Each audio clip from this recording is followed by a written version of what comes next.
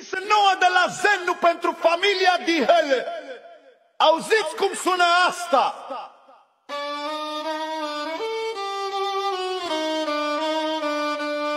Ridică steagul, puterea stă în cuvinte. Nu sunt mulți, dar cu forță și onoare merg împreună înainte. Respectul nu se vinde, loialitatea în glasul lor se simte.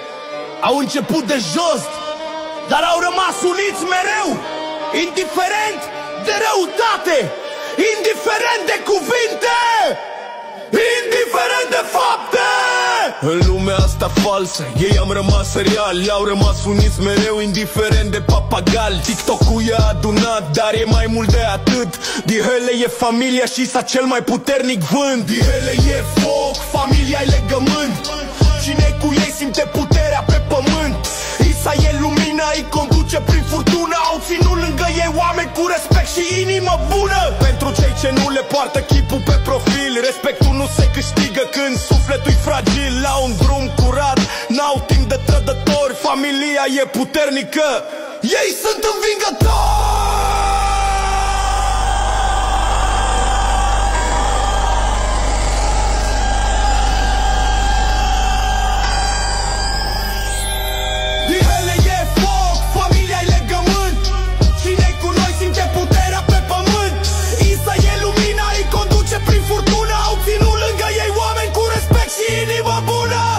Regina lor, forța din spate, conduce cu inimă, cu vorbe adevărate.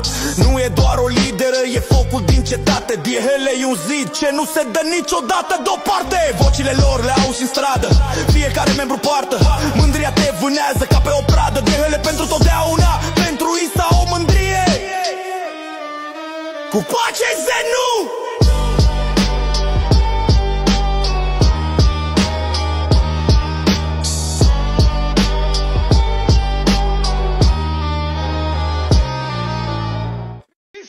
De la Zenu pentru familia Dihele. Auziți cum sună asta?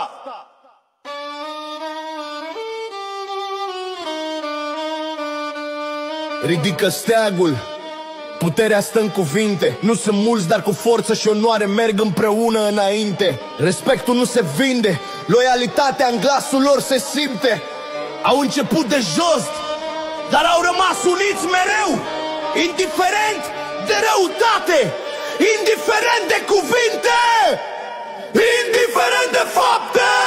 În lumea asta falsă, ei am rămas reali, au rămas uniți mereu, indiferent de papagali. TikTok-ul i-a adunat, dar e mai mult de atât. Dihele e familia și sa cel mai puternic vânt. Dihele e foc, familia e legământ. Cine cu ei simte puterea pe pământ. Isa e lumina, îi conduce prin furtună. Au ținut lângă ei oameni cu respect și inimă bună. Pentru cei ce nu le poartă chipul pe profil, respectul nu se câștigă când sufletul-i fragil. La un drum curat, n-au timp de trădători. Familia e puternică, ei sunt învingători.